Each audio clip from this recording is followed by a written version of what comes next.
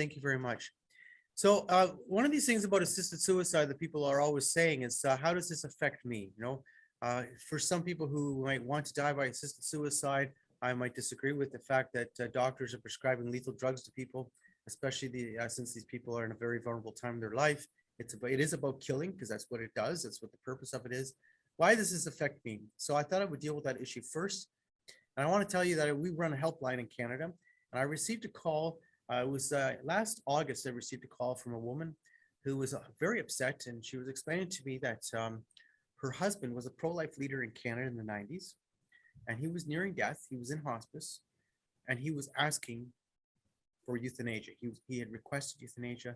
He was asking for euthanasia. Now, in his condition, he was nearing death, so he obviously would have qualified.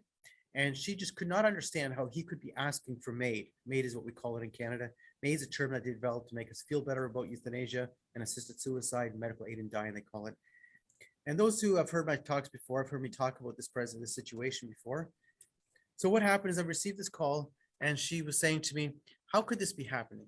How could he? This does not fit his values whatsoever. He's always been opposed to euthanasia and assisted suicide. And this didn't make any sense. And so we had a long conversation. We had a very long conversation, and we discussed how to talk to him about this. And in the end, she spoke to him. She prayed with him. He was a person of faith. And in the end, a few days later, he died a natural death. But she was really confounded by the fact that he was even wanting MAID. Why would he want MAID? Why was this the case? And so, first of all, she was saying that he wasn't fully competent at the time. She was telling me, my husband, he's not fully competent at this moment. He was going through deep depression, which is not uncommon. Someone who's approaching death, they're having certain serious health difficulties. They are approaching the finality of their life. It's not uncommon for someone like this to be going through depression or certainly having feelings of hopelessness and despair. But what she found out is after he had died, so he died a natural death. She spent time with him. She prayed with him. I told her to be, because he held the values that he held, it'd be very straightforward and honest with him. And she was, and she stayed with him. And in the end, as I say, he decided not to go forward with his request. But anyway, she found out just after he died that this one nurse came up to him in the hospice, and just after he had died, and she explained that her husband had been going through a very difficult time a few days earlier. So this is just before he made his request for MAID. Very difficult time. And in the middle of the night, she said she spent 2 hours talking to him. She spent 2 hours discussing this with him because she was convinced that the best answer for him was MAID, euthanasia. And she convinced him. So it talks to you about right off the bat, the vulnerability of a person going through end-of-life conditions. It's a very vulnerable time for people. It affects all of us because of what? Because we're all human. Well, assisted suicide, it's legal in California, Colorado, Hawaii, Maine, New Jersey, New Mexico. And New Mexico was the new one last year, sadly.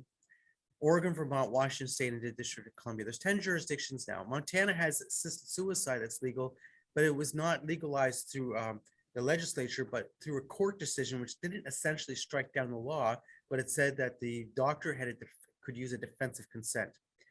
We're very concerned right now about assisted suicide bills in Connecticut, Massachusetts, and in fact, also New York. Now, we haven't seen the ones in New York pop up, but there's a lot of talk about it coming up still.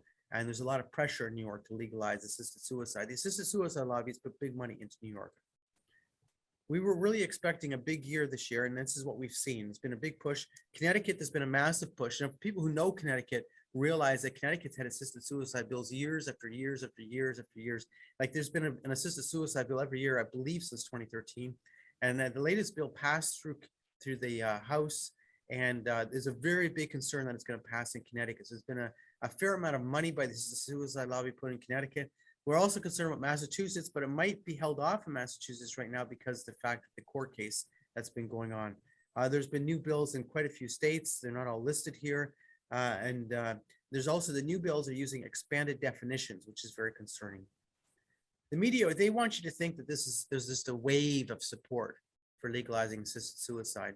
But in fact, if you think about last year alone, and the last few years, there's been multiple assisted suicide bills in state after state after state being defeated. And you have one state, such as last year in New Mexico, which passed that assisted suicide bill. And yet you have a situation where we're told there's a tidal wave of support for this. In fact, these bills are being defeated in state after state after state.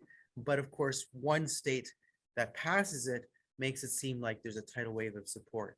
That doesn't make me feel any better about New Mexico, obviously. The fact of it is there's a lot of, how would you say, political pressure not to legalize assisted suicide, a lot more than the assisted suicide lobby would want you to think. There's been assisted suicide bill that has remained from last year active in Massachusetts. And we've also seen bills carried over to in other states. There was 4 bills that were brought forward to expand assisted suicide in states. There was California, Hawaii, Vermont, and Washington State. The California bill did go through. SB 380 did go through. What it did is it reduced the waiting period from 15 days to 48 hours. And it also permitted the waiting period to be waived. It did a few other things that affected the conscience rights for physicians, and I'll get into that a bit later. There's 3 other bills that were carried over from 2022, as I said. There's also bills that were to strengthen assisted suicide laws, and the one in Pennsylvania passed.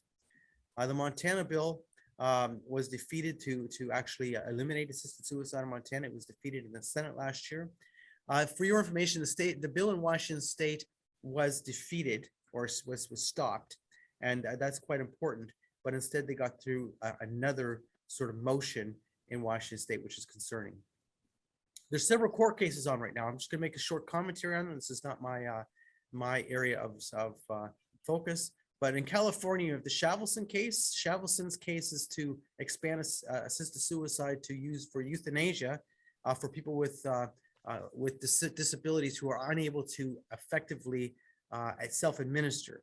So what Shavelson is saying is that the assisted suicide law discriminates against people who can't self-administer, and therefore they need to have euthanasia. So what's the difference between the two? Assisted suicide is when someone takes the lethal drugs themselves. So they're prescribed the lethal drugs and they have to take it themselves. They call it self-administer. And euthanasia is when a physician or nurse or somebody would lethally inject you with those same drugs, and you then die by lethal injection. The difference, of course, is euthanasia is a form of homicide, and assisted suicide, properly defined, is assisting a suicide. They have the same intention, the same purpose, the same goal. It's different on how they're carried out.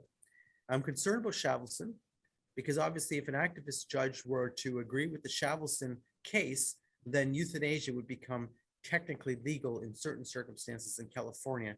And that would, of course, break this whole sort of, how would you say, floodgate from assisted suicide to euthanasia. There's another court case right now in California, which is one dealing with conscience rights, or it's the Christian Medical Dental Association, who have challenged that the passing of Bill SB 380 has affected their conscience rights. So on the Shavelson case involving people with physical disabilities, there was a preliminary injunction that was responded to by the judge, and he wasn't buying this argument at all. He said, you're trying to get the court to legalize euthanasia, which is where the doctor commits the act that causes the death. And I'm not going to do that. That's something for the legislature to do. So the other one I'll mention next is there's a case pending in the Supreme Court of Massachusetts. We were a friend of the court participant in that, and our attorney was one of the 3 attorneys who was involved in the oral argument before the court. We're cautiously optimistic that the court will decide this is something better for the legislature to deal with rather than the court ruling that there's a right to a physician-assisted suicide in the Massachusetts Constitution. And we think that decision, we never know when they'll come down, but we think the court's decision in that case will come down in late fall if it follows the normal process. Can you see my PowerPoint now? Yeah. Yeah, because it refers to the Massachusetts case. Yes, go on. Okay, so And so we also think that the legislation itself is kind of moving really slowly through the Massachusetts legislature because they're kind of playing a waiting game, right? But if the court, comes down with its decision late in the legislative session, they need to be poised to move ahead. So right now, the bills in Massachusetts are in the Healthcare Financing Committee. And I have a background in healthcare financing. And so I've been able to point out to them some hidden costs of this legislation, which may be influential, who knows. And then we have the case in Oregon, Gideonsea, where there was a settlement agreement between parties that really are not opposed to one another, to say that the residency requirement in Oregon should not be enforced. This decision, I think, we're still analyzing it legally, but I think it's not in the short term going to be as problematic as we originally thought. First of all, the federal district court that approved the settlement agreement only has jurisdiction over the state of Oregon. So the way it works in the federal system, that decision doesn't apply outside of that district. And it's not precedent. It's not going to govern anywhere outside of the state of Oregon. Of course, Compassion and Choices is now saying they want the statutes to be changed in Oregon and in all the other states where it's been legalized, so that they'll kind of be able to have regional clinics where people can travel from nearby states into Oregon. Compassion and Choices is also telling physicians that they have to meet with the patients in Oregon, and that the patients have to get their prescriptions in Oregon, and they have to die in Oregon, because otherwise they're risking liabilities. I had a discussion recently with an assistant district attorney who prosecutes assisted suicide cases in my state.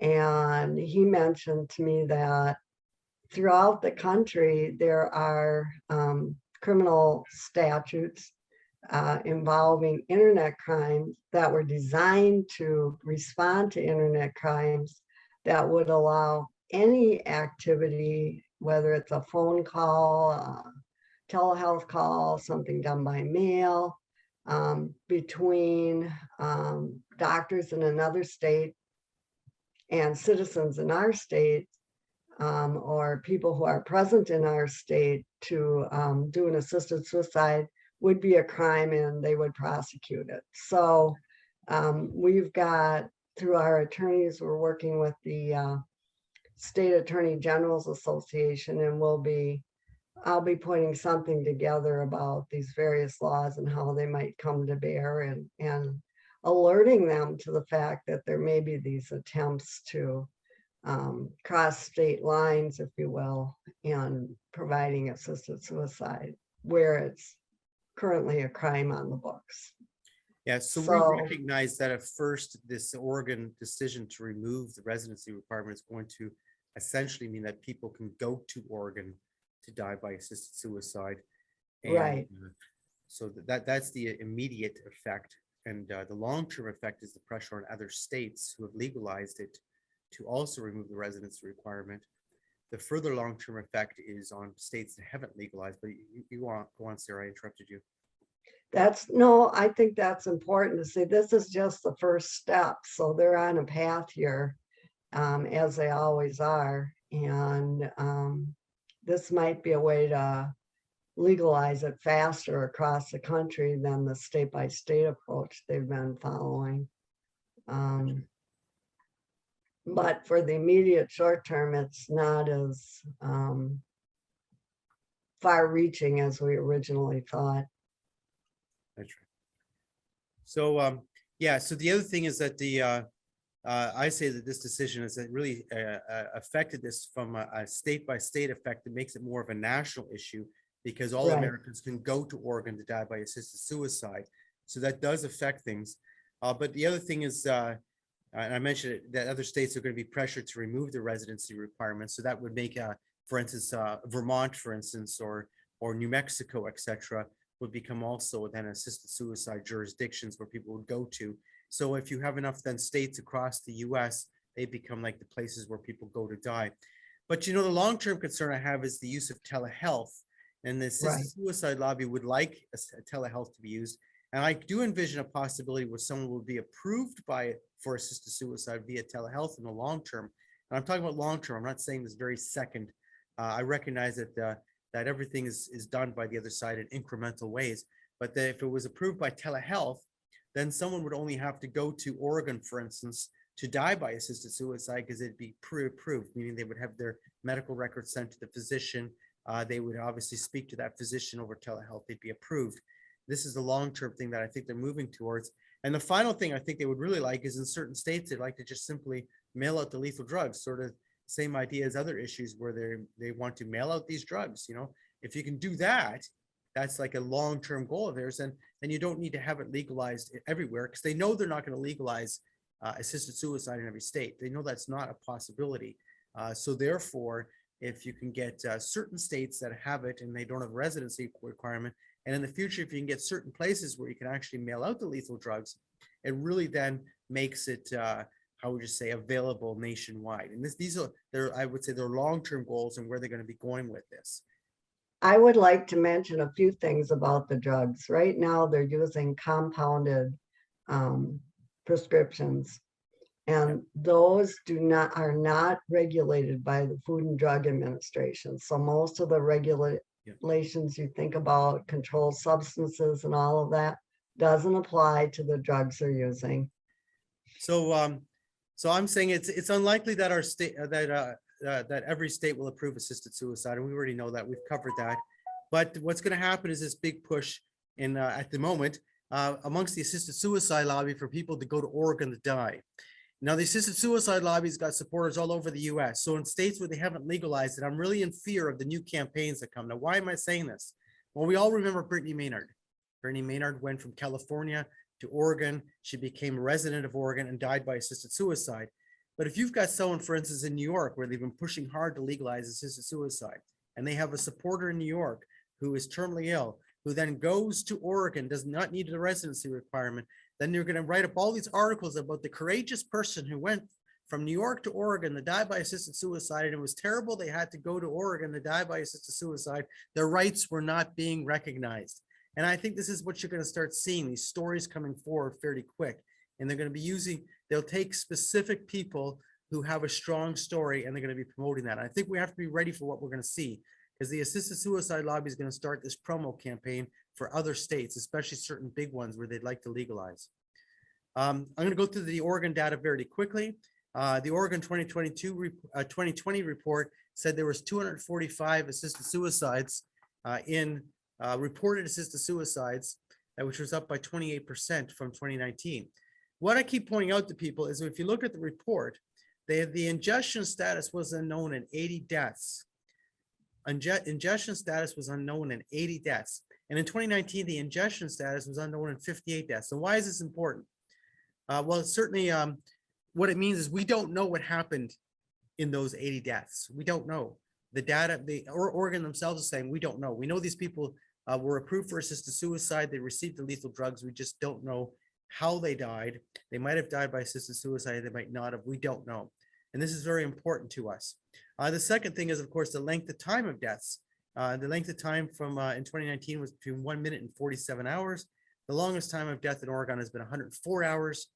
And in that year, only 3 people were sent for psychiatric evaluation. In 2019, 1 physician was sent for a referral. Now, why is this important? Well, let's look at the 2021 data. It says 259 people died by assisted suicide in 2021. So they had moved the data up by 14. And why did they do that? They had 14 late reports is what they're saying. So when they said they had 80 people who the ingestion status was unknown, they died, but the ingestion status was unknown. Well, obviously 14 of those 80, they received the reports late. So there were still 66 that they have no idea what happened to them. Okay. They just don't know. Anyway, the 2022 and 2021, the ingestion status was unknown in 106 deaths, 106 now. So what's important is they said, oh, the number of assisted suicides dropped in 2021 to 238. Did they actually drop? Well, we don't know if they actually dropped. All I can tell you is the ingestion status being unknown has been growing every year. So the question is, how many of those people actually died by assisted suicide and there was no report sent in? We don't know. But what we do know is that number keeps increasing every year in the report. 2 people in 2021 were sent for psychiatric or psychological assessments, evaluation. And once again, in 2021, 1 physician was referred to the Oregon Medical Board for failure to comply with the law. So when they say there's nothing going on wrong in Oregon, well, first of all, we don't actually know that. Secondly, 1 physician was referred to the Oregon Medical Board, so obviously something went wrong. And we go on, the data is very concerning. When you consider even the basic nature of someone who's going through a terminal condition, it's not uncommon for someone going through a terminal condition to feel emotionally or psychologically, or maybe in deep depression over their situation. That would be not abnormal for a human being to be going through that. And yet only 2 people were referred. What's important about this is there was about 383 prescriptions written in 2021. So they're saying only 2 of 383, that's what they're saying, needed an evaluation. I don't believe that. That doesn't make any sense. The assisted suicide lobby drug issue. Well, since 2016, 2015, they've been working on these lethal drug concoctions, right? They finding a cheaper way to kill has been the big goal of the assisted suicide lobby in the US. And so you see in the Seattle Times reported in March of 2017 that the first second-all alternative turned out to be too harsh. So what they were doing is the assisted suicide lobby was trying to find a cheaper, effective way to cause death because the traditional drug second-all was becoming far too expensive, far too out of out of the reach of the average person to die by assisted suicide.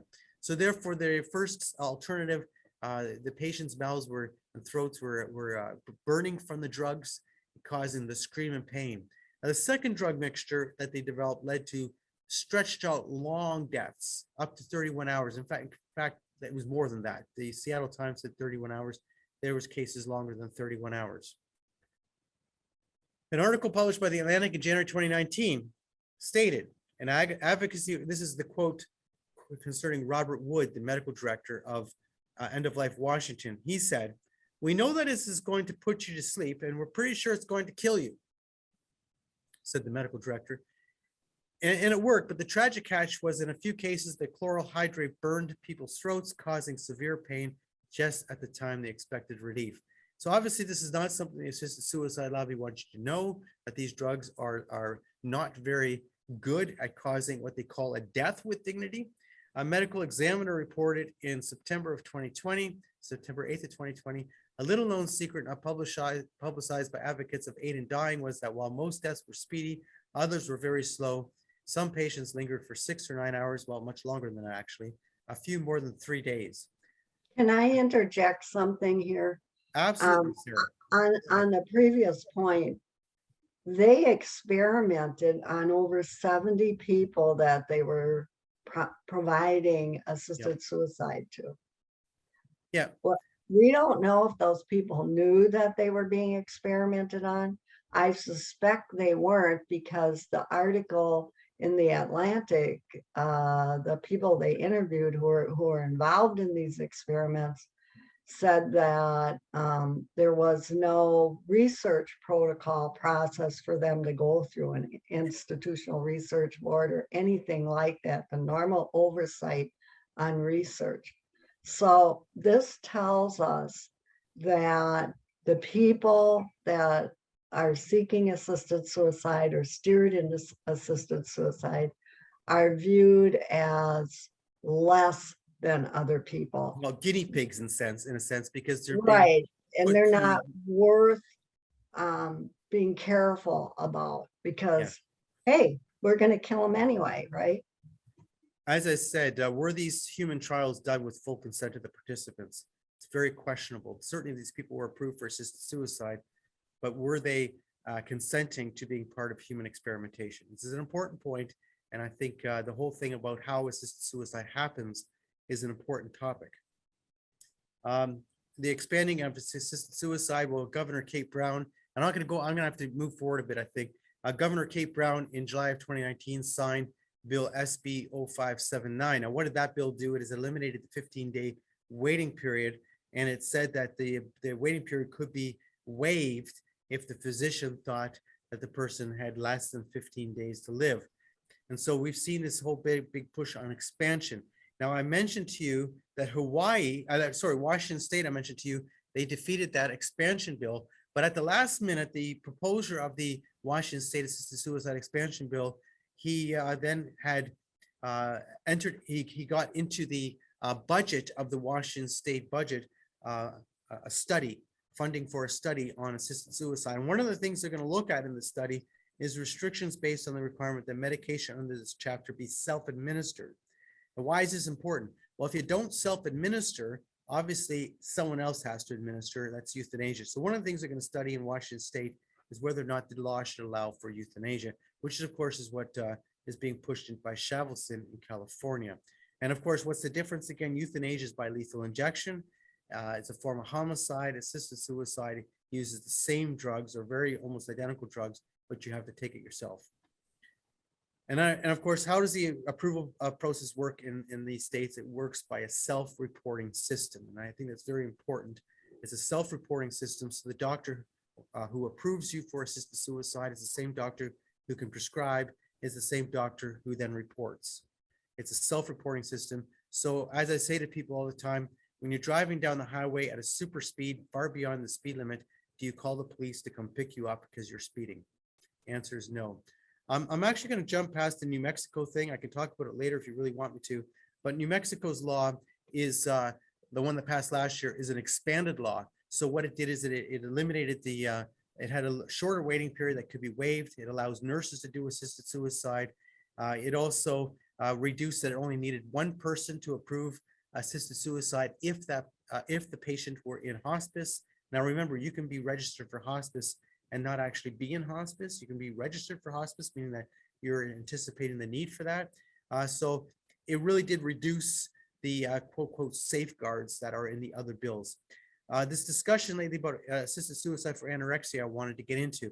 And what's important about this is that there was an article recently about a Colorado doctor who had done at least 3 assisted suicides for people with anorexia nervosa. In the Oregon data in 2021, it shows that it is listed as a reason for assisted suicide in Oregon. So we know that at least one person in Oregon died by assisted suicide with anorexia. There might have been more. We don't know. It doesn't say how many. It just lists it as a reason.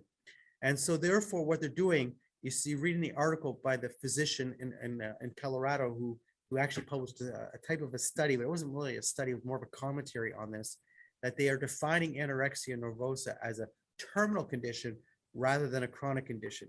And many of you would say, well, Alex, where are you getting at with this? Well, when you redefine something which is considered chronic into terminal, it's actually a move that you now can look at other conditions which are typically considered chronic, and you can start saying, do they have a terminal nature to them?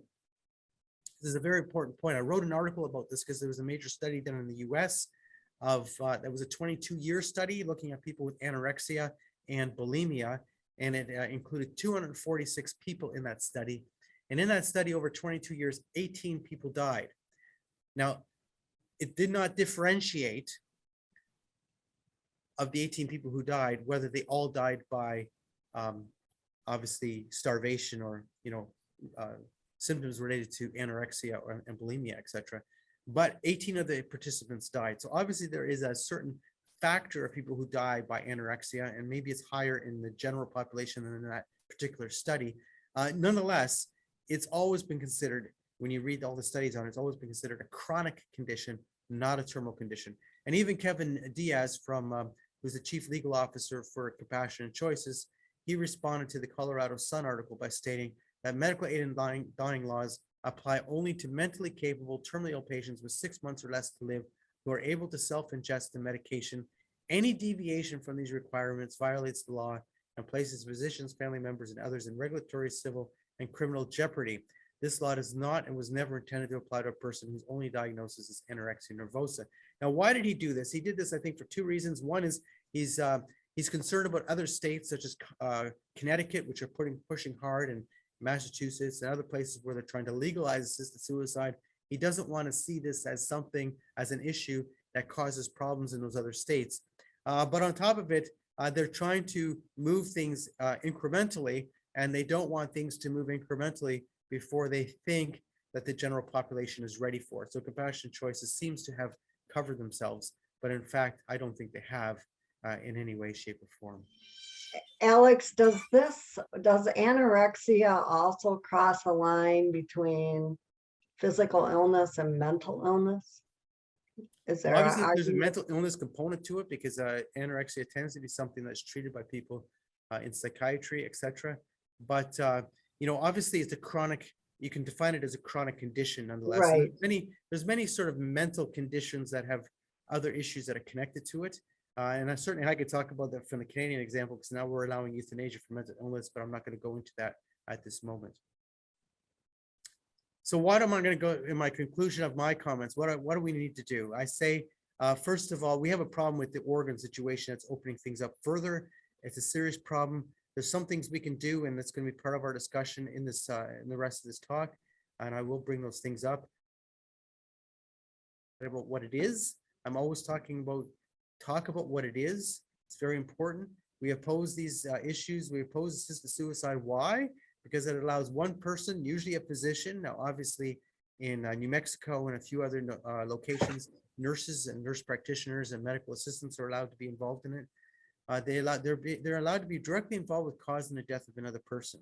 This is not about self-killing then per se. It's about society and somebody else being involved with killing another person.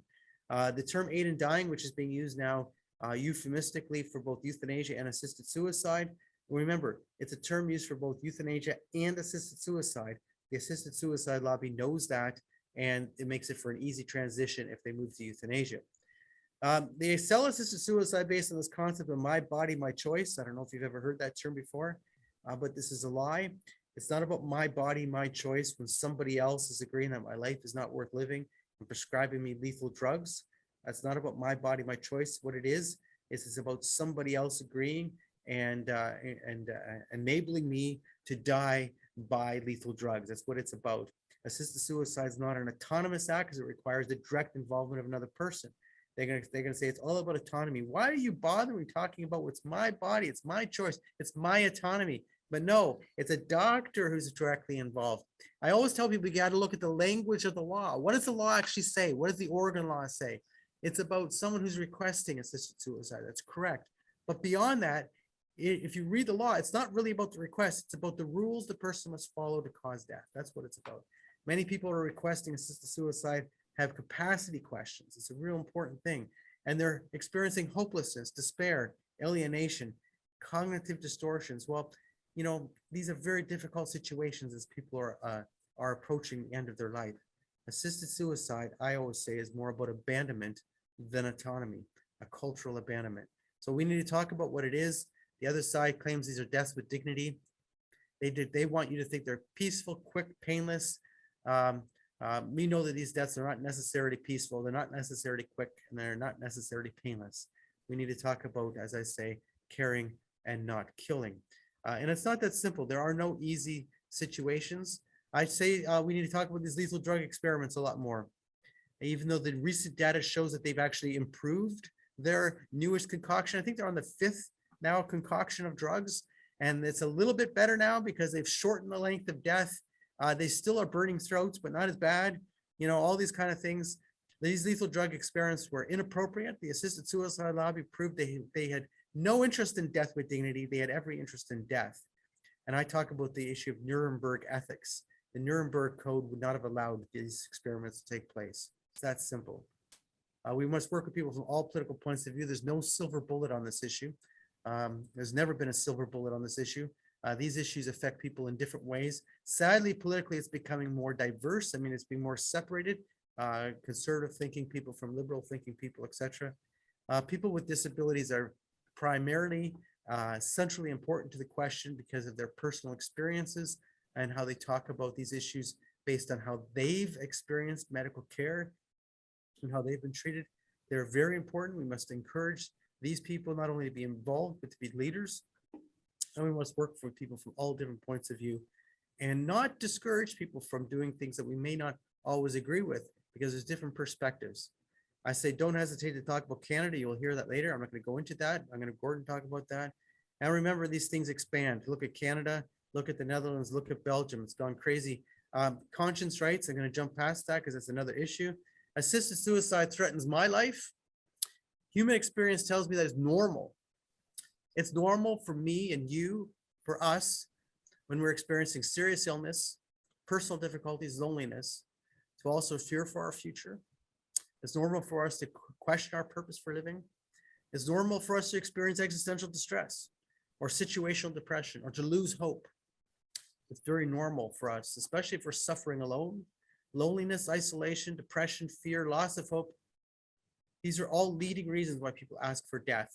And all of these experiences are normal human feelings that we all experience. This issue affects us all. When I talked about in the beginning, the pro-life man who had been a pro-life leader in the 90s, as he's dying, he's asking for euthanasia. Why? Because he was going through serious depression, feelings of no hope, no purpose, no meaning. He was dying and he had been he had been affected by the nurse in the middle of the night, and he decided that might be the best way out. The culture of abandonment that leads us to assisted suicide can be changed by caring for others.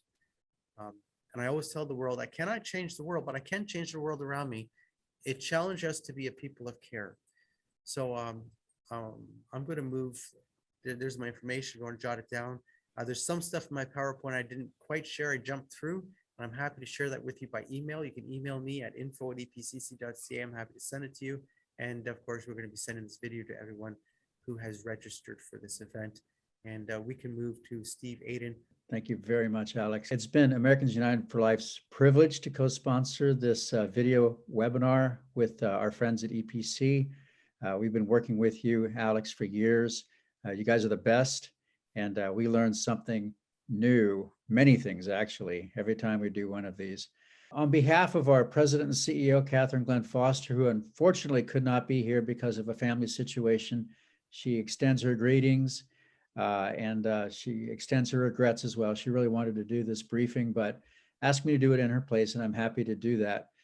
I want to dive into the meat of the presentation, but before I do, I want to thank you because, as I said, it's easy to lose sight of the suicide issue. It's often we just call it a suicide issue because that's all it is. It's suicide. If you're interested in a rather extended discussion of the meaning of suicide, the meaning of intervention, and how it relates to the push for doctor suicide, or what we call suicide by physician, you can read in a feature article in Defending Life, AUL's annual playbook for winning in the States, I think 3 years ago, where we talked about a bridge in Washington. And this bridge was notorious as a suicide bridge because it was very high and there were no guardrails and it was easy to jump off. The city fathers decided to try to address that, and they simply put barriers. I think it was a 6-foot fence, essentially, along both sides of the bridge. It wasn't insurmountable. It could have been climbed by anybody with my athletic ability, but it cut suicides dramatically. That's a good example of some very basic interventions that we can do person to person, as Alex was saying. Alex is right. It's not a question of autonomy. It's a matter of isolation. It's a matter actually of loneliness. The studies have shown for years, from the time that Oregon first adopted so-called death with dignity. It's been shown for years, very clearly proven in the medical literature, that the top 3 reasons for requesting assisted suicide are loss of hope, the expectation of loss of hope, not loss of hope per se, but the expectation that Mhm. as the dying process continues, they will lose hope. And then second, the expectation that they will lose enjoyment of life, not the actual loss of enjoyment of life, but the expectation. And then third, depression. And as you heard Alex say, very, very, very few patients are ever referred for treatment for depression. It's a whole different world when it comes to a young person who is suicidal but otherwise healthy. They're given every intervention possible. And on the other hand, somebody who's declared to be terminal and they're just wished away. The hands are washed and they're sent off with their suicide pill package. The United States Supreme Court, in a case about 40 years ago, I think, called United States versus Rutherford, talked about the predictability or non-predictability of the concept of terminality, and noted wisely, I think appropriately, that the term terminal is very tricky to define. And frequently, as Alex said, there's a misdiagnosis. Somebody is either not terminal or not suffering from the condition that the doctors said they were suffering from. The rate of misdiagnosis is very high. I have a friend who was diagnosed with cancer some years ago. He was told he had 6 months to live. Why 6 months? Why does that 6 months keep popping up? Well, it turns out 6 months is the time period for the formal diagnosis of terminality in the Medicaid statute. The Medicare and Medicaid framework of public insurance uses that concept to kick in hospice, right? And so that's why you keep hearing about 6 months. It's because it's in the federal regulations, it's in the federal statute, but it's artificial. And my friend who was diagnosed with a cancer that they told him would end his life in 6 months went on to live for 7 more years. And when he was diagnosed, he was in his early 70s. So he lived a very long time, and he was much beloved by friends and coworkers, and we miss him greatly. But that's not all that uncommon. It happens all the time. So I want to thank you from the bottom of my heart for caring about this issue. When Alex talks about the states across the country that are facing this year by year, we feel like whack-a-mole. I know Alex really can relate, because we go and we testify, Connecticut every year, other states where it pops up. And in some states, we're able to beat it back. In some states, it's really hard emotionally, but we can't. New Mexico, it just seems like the wool comes down over their eyes and they get, a different view about suicide than is real. They drink the Kool-Aid, in essence. If you know the historical reference, you would appreciate the irony. So I want to thank you, because we are the front lines. We are the ones who need to get into the state houses and testify on these issues. I think my friend Mike Moses from the Catholic Conference is on the webinar. Thank you for all that you've done with the conference on this issue. I know there's so many other groups that I'd love to call out, but I just don't have time.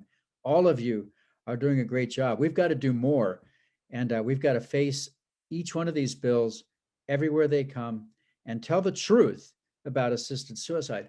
One of the ironies for me, as I've watched the argument for assisted suicide develop, is how it's based on, in a Will Ferrell sense, a throne of lies, right? It really is. And Alex did a good job of going through each of those lies. All we have to do is tell the truth. And that's why it's so similar to abortion. And many of you have fought that fight for decades. And I'll just give you 3 things, right?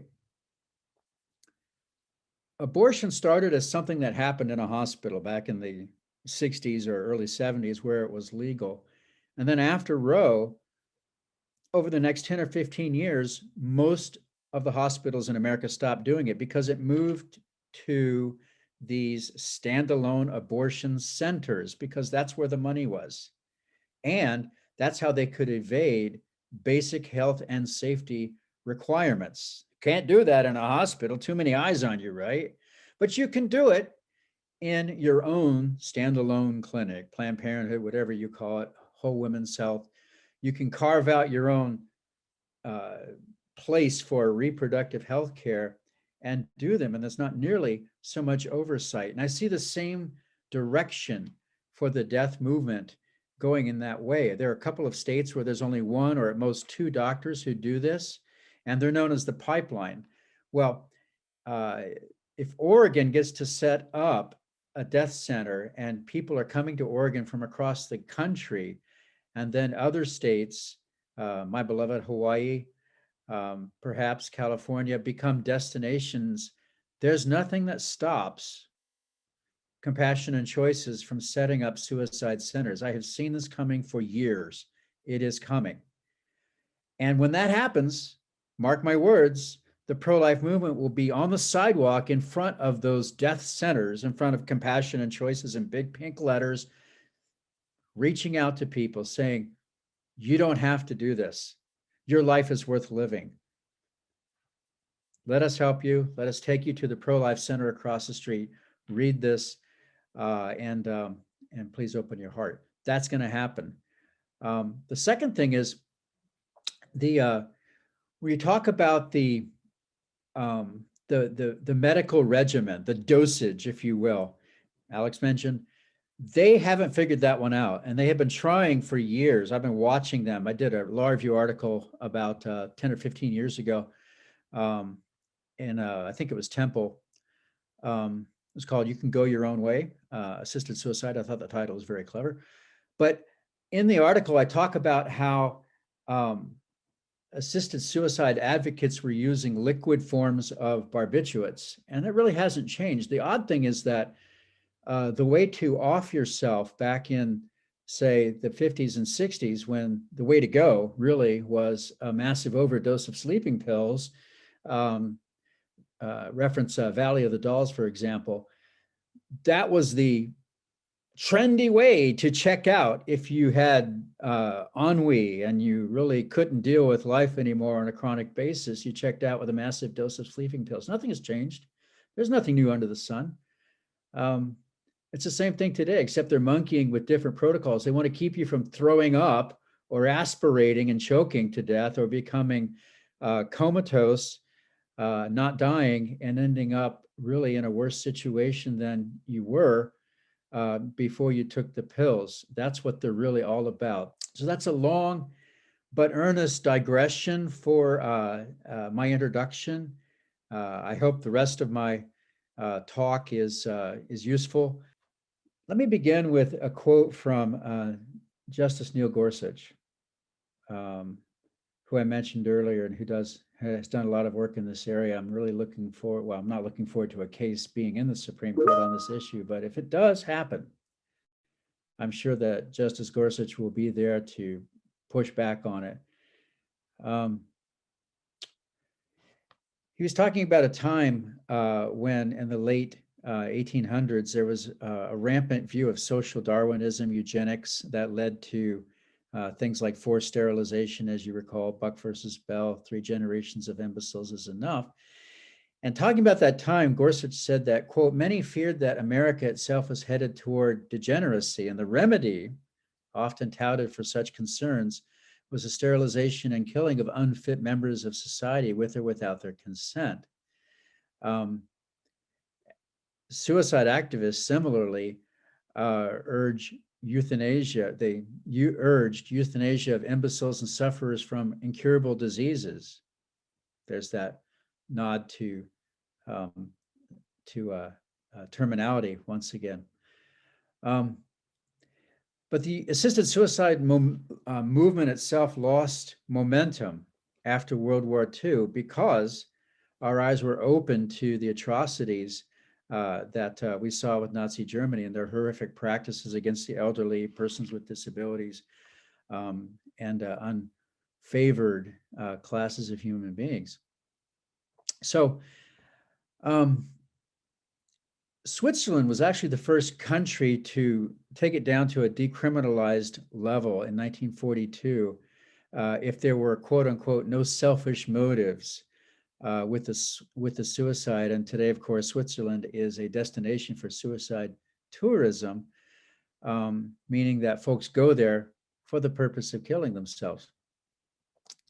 The next major changes came in the mid-1990s when Australia briefly legalized it in the Northern Territory and became the first and so far only place to repeal it fairly quickly. In the 90s, Colombia also ruled that euthanasia was legal, but there was no law passed on that matter. In the 2000s, activists came to see some success as the Netherlands and Belgium legalized euthanasia in 2002, Luxembourg 7 years later. We could do a whole separate webinar on what happened and is happening in Netherlands and Belgium. High rates of doctors buying into it as a standard and normative method of dying. High rates of doctors really with seared consciences, caring more about ushering their patients to death than caring for them. In fact, the Netherlands developed a protocol for euthanizing newborn infants that have, quote unquote, unbearable suffering. And Belgium now allows euthanasia to be administered on minors, to kill minors in certain circumstances. Other countries after 2010 that have legalized it include Austria, Canada, Finland, Germany, New Zealand, Spain. I think that at this point, and I'm hopeful that worldwide we see the same pattern as we see in the US, where they've kind of been stymied a little bit. I think we've seen a pushback begin fairly strongly in America and across the world. And the principal reason for that, I think, is advocacy and telling the truth, talking about things like the absence of any approved drug regimen for killing your patients. Somebody asked on the chat a few minutes ago, why is the FDA not involved? I'm not an FDA lawyer, obviously. I will take a stab at it. If anybody has a different or better take on it, please speak. I have the answer to that question. Let me give mine first, and I'll see if yours is the Okay. same as mine. They're only equipped to approve drugs that are, quote, safe and effective, to assure the public, in other words, that drugs that are administered for medical purposes are safe and effective for their indicated purposes. But there's no indication and no safety or efficacy for killing your patient. It would destroy the meaning of the term. That's my best take. Is that yours, Sarah? I don't know. Plus, it's off the label too. It's not, I mean, it's totally unregulated. It's a compound, but was that your take, Sarah? Right. I mean, that's my position, is they're deliberately using compounded drugs because the FDA does not regulate Right. those I think so kinds too. of drugs. Yeah, thank you. So let me dive into the cases and then we can get to questions. The Oregon case, which was just settled last week, an example, I'm afraid, probably of state legal officials working with advocates to change the law by court decree. I don't know that they defended this very hard. I could be wrong. But the residency requirement is really huge. If a state can not only dispense, the doctors can dispense suicide drugs, but there's no limit on who can come in and take them, obviously, then people can move back and forth between borders. So that's a struggle, and we've got to push back on that. I don't think that it impacts the constitutional right to travel, which is the main argument.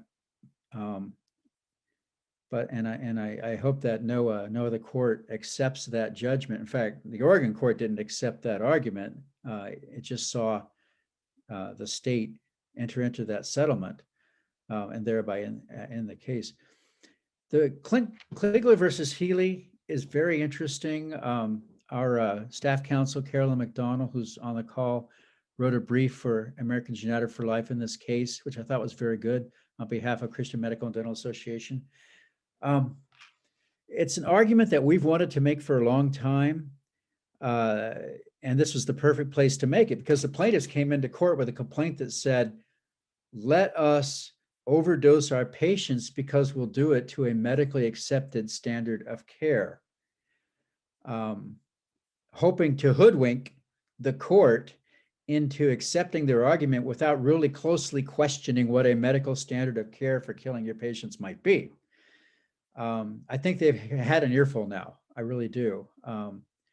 Because the doctors at CMDA are very good. They explain why suicide's not medicine, how suicide advocates have been experimenting on their own patients for many years, and how there really can never be a safe and effective protocol. There can never be a medically accepted standard of care for overdosing your own patients. If you want to read that brief, read the argument, it's up on our website, aul.org. Under a page called Court Cases. I recommend that to you. Shavelson versus California. They really, they talk out of both sides of their mouths a lot. They will say, as the chief counsel for Compassionate Choices did, no, it doesn't apply to anorexia. It only applies to those who've had a diagnosed terminal illness within 6 months, all these quote unquote safeguards. And then they go around the country trying to eliminate safeguards. Shavelson is an excellent example. They sued California after California approved suicide. And they said, well, if you're disabled, you have protection under the Americans with Disabilities Act and the Rehab Act, and not permitting patients to ask others to administer the deadly dose is an act of discrimination against disabled individuals. So for example, if you have advanced ALS, you may not be able to self-administer, but you still may be able to ask others to do it for you. You get into some really, really dark places here. For example, my brother-in-law passed away from ALS, and toward the end, of course, patients like that often cannot feed themselves, cannot take medications. And so what's the alternative? Well, the alternative is to find a liquid barbiturate or a crush up and to inject them, which is now euthanasia, as Alex mentioned. That's where we're going with this. That's where they want to go. They want to have that option, and that's why they rebranded their advocacy to be advocacy for aid in dying, because it ropes in everything. We all just need a little help sometimes in life, and that includes help in dying. But it's a very, very unfortunate circumstance. Culture has been at this for a while. I always cite my favorite example, which is an otherwise good movie, The English Patient, many years ago, has a scene in which Juliette Binoche is a nurse, and she has a burn patient who is so desperate, he asks for morphine, and she gives it to him. She ingests him with the morphine. Tragic, sad scene, but we're being prepared as a society for this, and have been for years.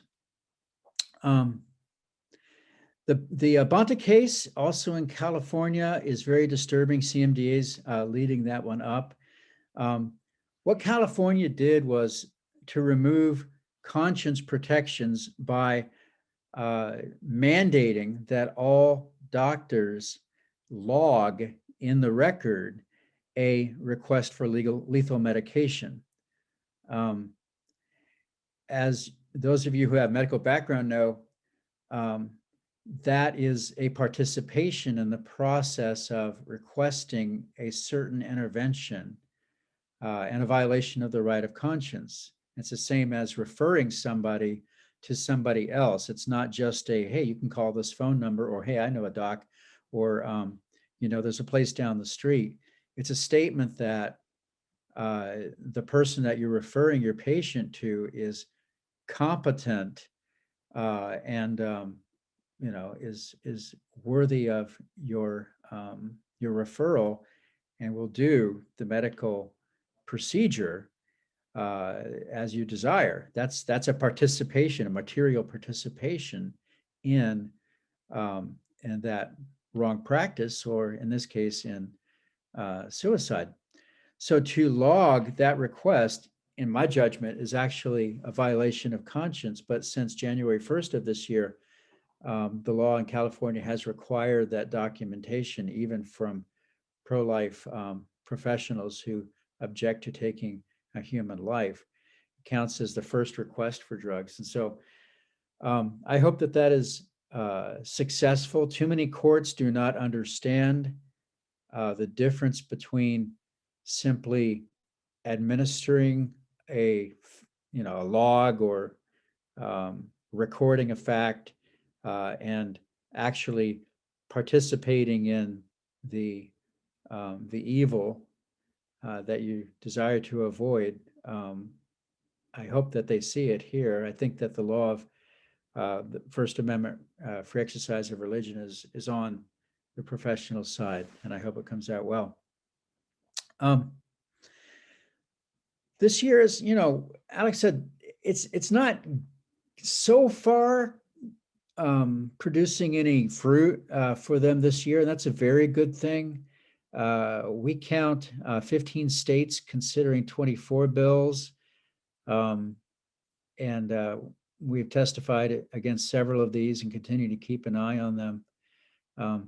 Again, when we show up first with the real facts and we hit them hard and we stay the longest, that's when we win. And so let me encourage each of you to do that. I think when lawmakers are confronted with the real facts about suicide and the real costs medically and socially of approving it, it gives them pause. I really think that we've seen it in many places give them pause. So that, I think, is where I should wrap it up. I would like to just add one thing that to your talk, Stephen, and that is, I think all the efforts to make assisted suicide and euthanasia culturally acceptable also lead to devaluing people with disabilities and older people. And an example of this, and it permeates the medical system, by the way, but an example of this is probably 15 years ago or more, a very famous bioethicist, I believe it was Arthur Kaplan, said that no medical research dollars should be spent on any research that would be limited to improving the lives of people past the age of 65. Yeah. Well, I'll share with you that I'm well past the age of 65. And I think my life has value. But Yes. I think that that's another side effect, if you will, of what they're doing. Yes. Thank you very, very much, Sarah. That's so true. And in fact, Ezekiel Emanuel said something similar to that more recently. Right. Yeah. Thank Yeah, you. he said once you're 75, you should not get any medical treatment for anything. Gordon's going to bring us a warning from Canada. Gordon's a member of the board of the Euthanasia Prevention Coalition. He's from Montreal. He's a disabled active Canadian. And he's right now on mute. Now he's unmuted. Thank you, Gordon. Yes, hello. Can you hear me? We can hear you perfectly, Gordon. Fine, that's good. Okay, so yes, as Alex said, I am a disabled individual. I got interested in this subject back in 1993 because we had a cause célèbre at that time, and I realized right away that they were talking about was really my physical security.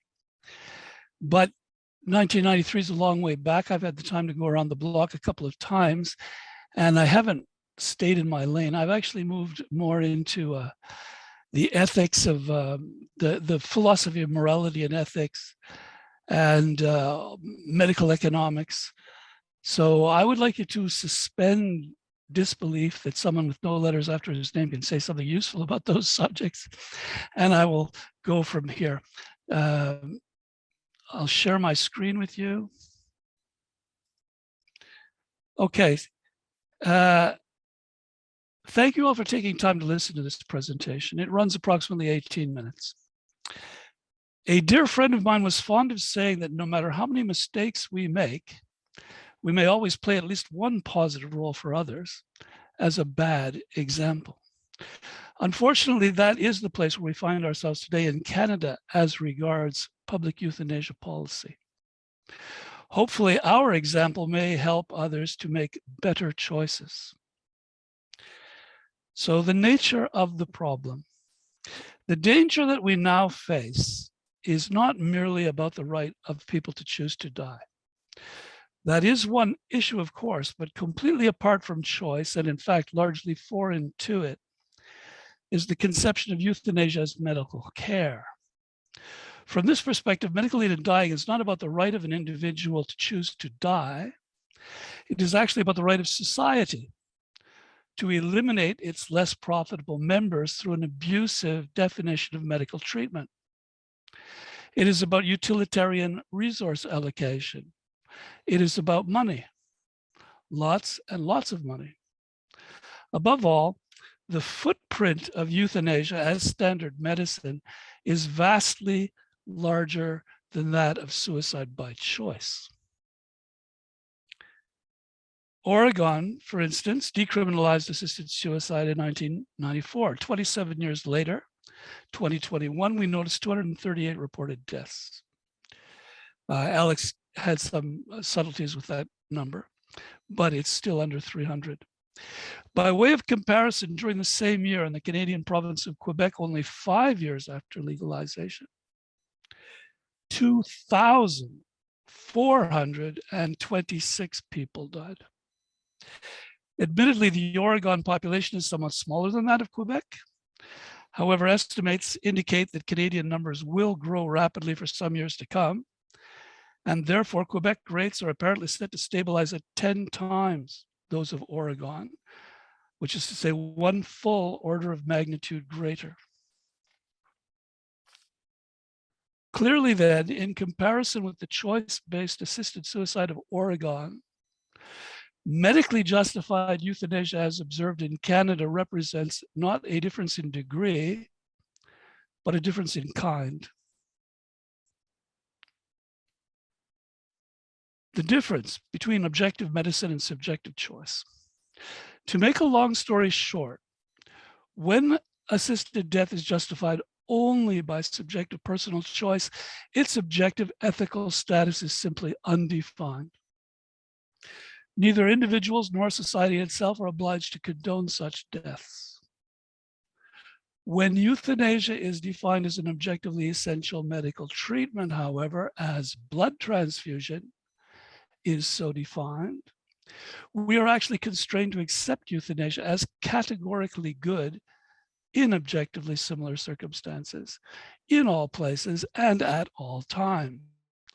For that is the meaning of medical care defined in this way. Euthanasia becomes a positive medical good. Moreover, it is no longer the suicidal patient who bears the brunt of responsibility for his choice. It is always the doctor who is responsible for medical treatment prescribed. It is the doctor then who professionally propagates this good thing that is euthanasia. Obviously, from this first definition and from the moral responsibility derived, all sorts of professional and social obligations are logically created, which do not exist with regards to a morally undefined subjective choice. Just as doctors and institutions must provide blood transfusion as required, so also they must provide euthanasia. And to the extent that other treatments are guaranteed by the state, so with euthanasia also. Further, doctors may prescribe appropriate treatment as they see fit. They do not wait for a patient's request. They proactively prescribe optimal treatment to which the patient will normally consent, deferring to expert opinion. Hence, the door is immediately opened, as in Canada, to a volume of euthanasia whose scale depends only upon the discretion of those doctors inclined to its use. To be clear, this result is exactly the opposite of autonomous patient choice.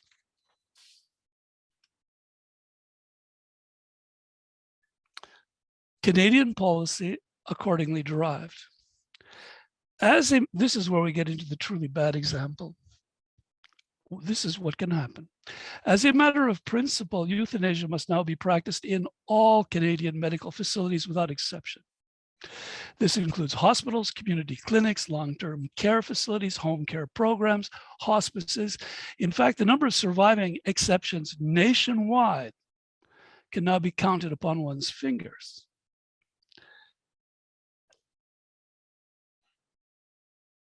As concerns doctors and nurses, there now exists a blanket duty to perform. Limited conscience exemptions apply, but no professional objections are allowed. All professional, that is medical and scientific, opposition to the practice of euthanasia is suppressed. Effective referrals are mandatory, and a most insidious duty to inform also, whereby previously criminal suicidal suggestion has become part of the doctor's duty to discuss all treatment options. Euthanasia compliance has now become a condition of employment, advancement, and increasingly even of training and certification. The same conditions apply to nurses and other auxiliary workers, while the debilitating risks of possible PTSD are common to all. Patients are universally subject to the abuse of duty to inform, and worse still, to direct institutional pressure to consent to doctor-proposed euthanasia. It is often affirmed at this juncture that all depends upon the patient's choice. But of what choice are we speaking when the non-compliant, dependent patient must now live in an objectively hostile institutional environment where his or her death is promoted by all concerned as the optimal clinical outcome?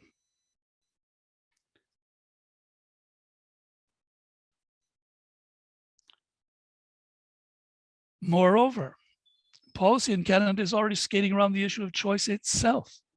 In the very young, in those having made advance directives, in those with severe mental illness.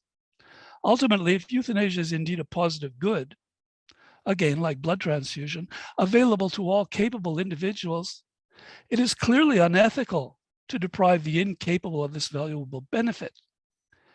Hence, euthanasia of the incapable is logically inevitable, and perhaps even for the treatment of incapacity itself. As a final consequence, therefore, of utilizing the cover of scientific, that is medical objectivity, to pursue a choice-based access to euthanasia, we have effectively laid the conceptual and legal framework in Canada for the utilitarian evacuation of an entire class of perfectly viable dependent persons who are in no risk of dying and who are either incapable of consent or who are childishly easy to persuade. For to repeat the plain facts, medicine is not about choice. It is about objectively applied clinical standards. And such, in a nutshell, are the far-reaching differences between assisted death justified by choice and assisted death justified as medical care. And this means what to me? It would, of course, be reassuring to assume that the medically standardized utilitarian euthanasia might remain a problem only affecting those folks north of the snowline border. However, we can confidently predict that all of this will be coming very soon to a theater near you. In fact, in many states, it already has. There are already many clear signs of imported messaging and demands based on medical legitimacy. Sarah has many examples of this. For instance, why is the euphemism medical aid in dying supplanting older terms like death with dignity? Why are poisonous substances referred to as medication? What is the meaning of new gambits such as the demand that non-compliant doctors provide effective referrals, or that institutions either allow euthanasia or face withdrawal of public funds? No, these are not innocent attempts to push the envelope of choice. They are well-calculated strategies for transitioning to a purely medical justification. Nor should we be in any doubt about the force with which this transition will proceed. For this is not a question of philosophy alone. The main impetus behind medically justified euthanasia is actually provided by enormous impersonal economic interests, the power of money.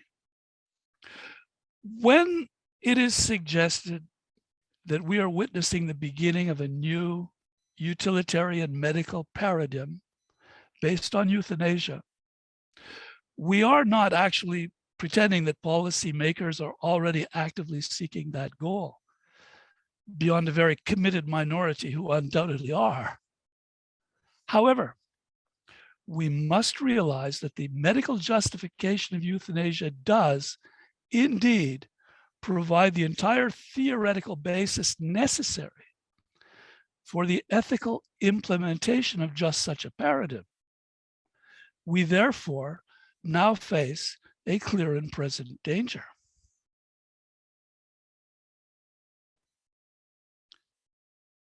Without a doubt, maximum recourse to euthanasia is to the obvious bottom line benefit of any collectively structured system of medical service delivery, be it private insurance or public health care. Simply put, he who pays the piper has the right to call the tune. Traditionally, a typical patient desirous of surviving as long as possible would hire a doctor to that end. The doctor, financially dependent upon the patient, would have no reason to refuse resource-intensive treatment, and certainly no advantage in literally killing the goose, providing him with golden eggs. If it is a major insurance company, however, managed care network or government agency that is actually paying the doctor and hospital, the situation is different. In this case, faithfully responding to the interests of the collective buyer to do as much good as possible with finite resources, it is obvious that the doctor will attempt to withhold care from expensive cases. And given an option to prescribe euthanasia, there can be no doubt that maximum recourse will result, limited only by the willingness of patients to consent thereto. Nor do these motives need to be explicitly stated or even understood in order to work their formidable effect. For economic forces have an impersonal power like that of water running downhill. To the extent that doctors juggling budgets in places like the VA, Medicare, and Medicaid come to believe that euthanasia can be represented as an objectively desirable and fully ethical medical treatment, they will increasingly employ it with or without admission to themselves or to others of the pervasive economic forces influencing their acts. In summary, then, the medical justification of euthanasia provides a conceptual and ethical framework for potentially eliminating huge numbers of economically embarrassing persons.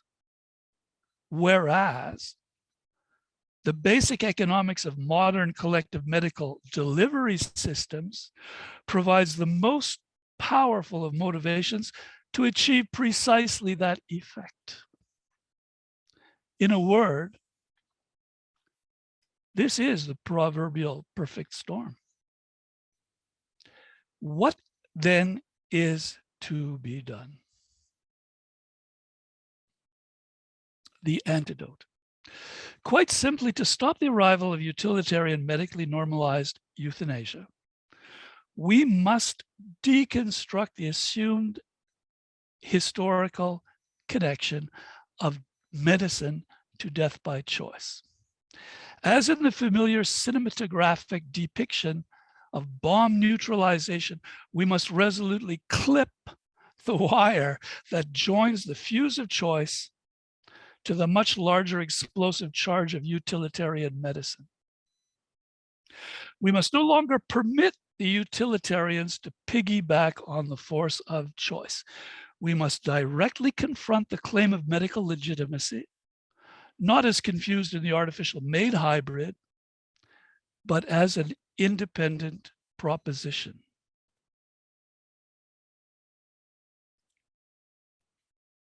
Luckily, it is not difficult to demonstrate that euthanasia has no objective medical legitimacy.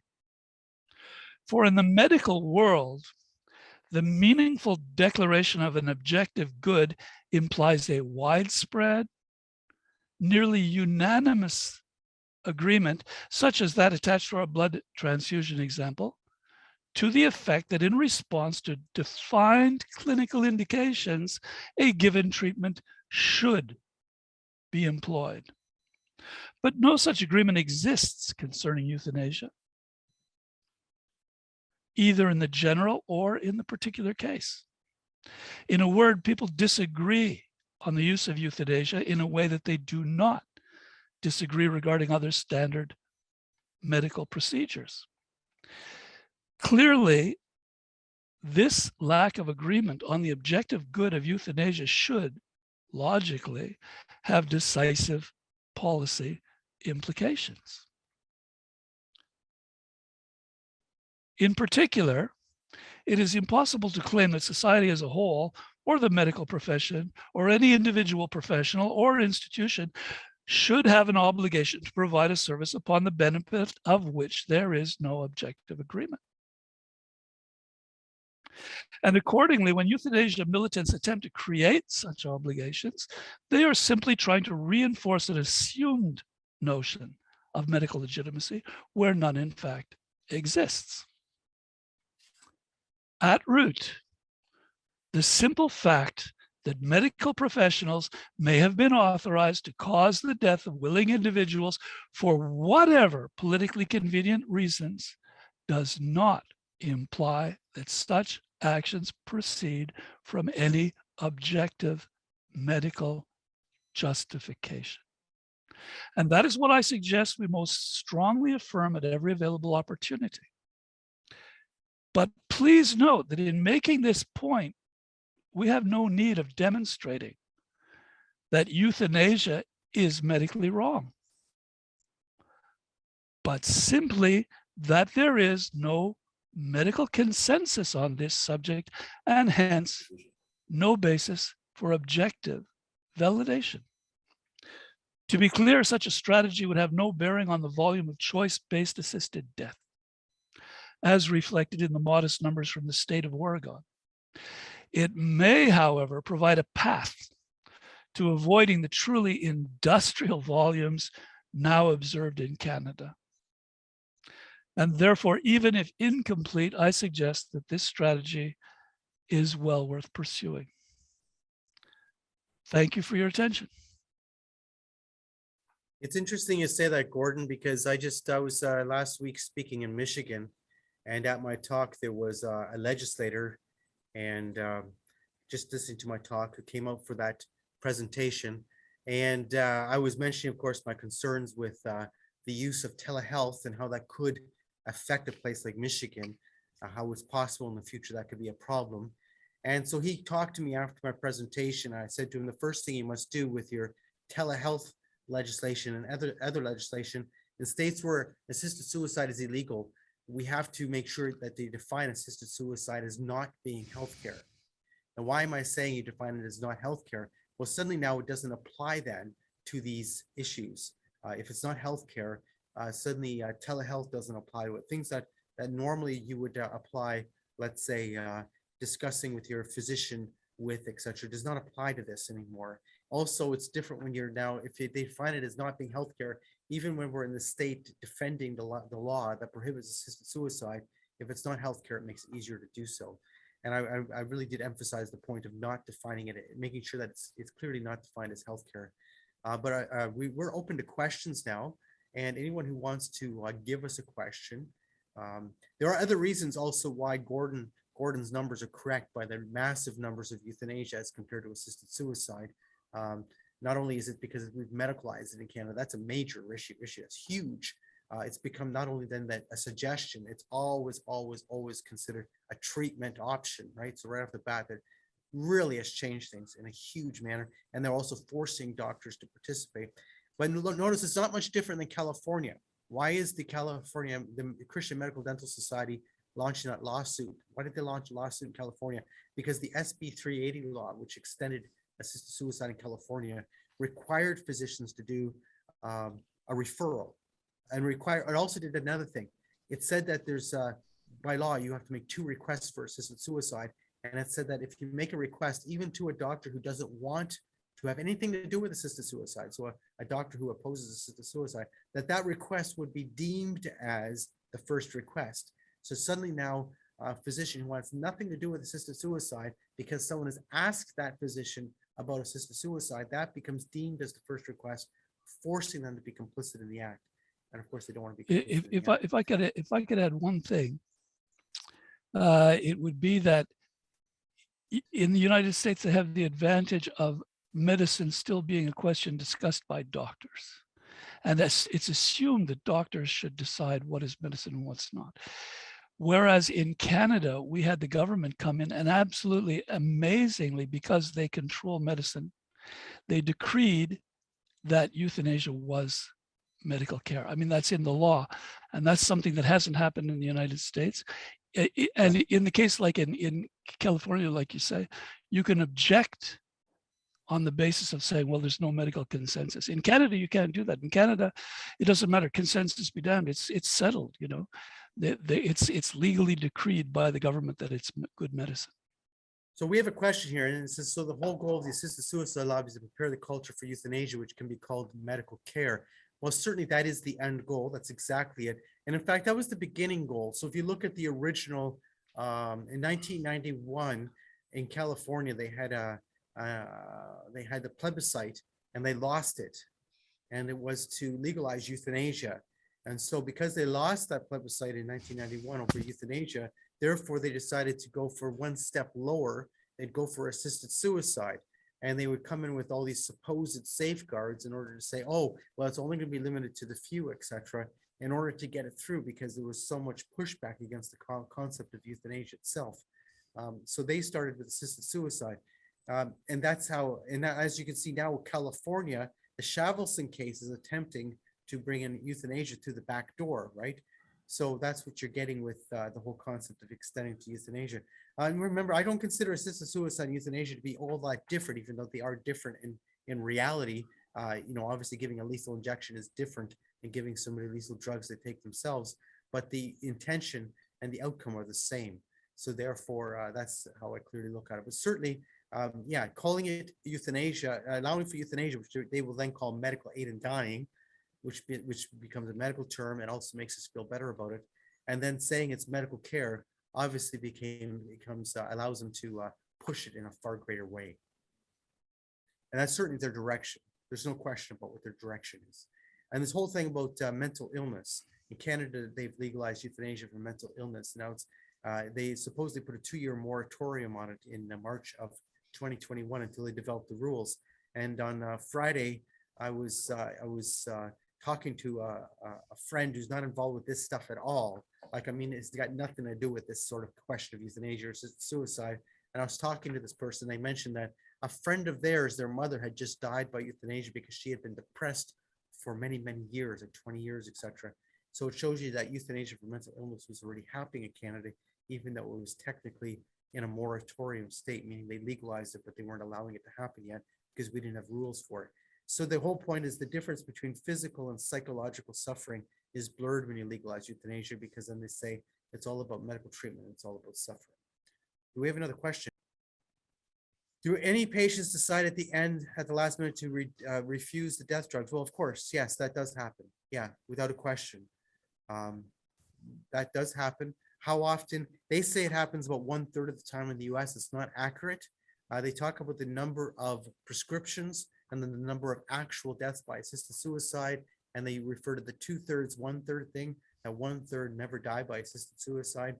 Well, there's a reason for that if you look at the data further. First of all, as I said, last year in Oregon alone, there was 106 people who died, but they don't know how they died. So that's obviously within that 1/3, but that's almost 1/3 itself. You also have a whole situation of certain numbers of people who die before they ever take the drugs. And that's just because they were terminally ill and they died before they ever took the drugs. So that's not about choosing at the end not to take it. There's also what I call the problem of the euthanasia train. Now, what am I saying?